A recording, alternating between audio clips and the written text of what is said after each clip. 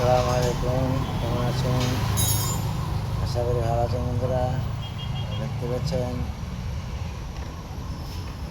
চলে এসছি ভাবতা গাড়ি একটা দেবো বলে এই গাড়িটা আনছি। একটু কাজ হচ্ছে,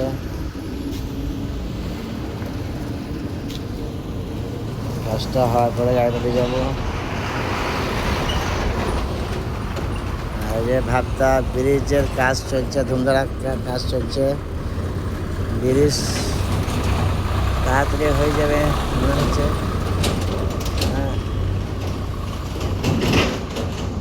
দেখছেন ভিডিওটা বেশি শেয়ার করে দেবেন বন্ধুরা।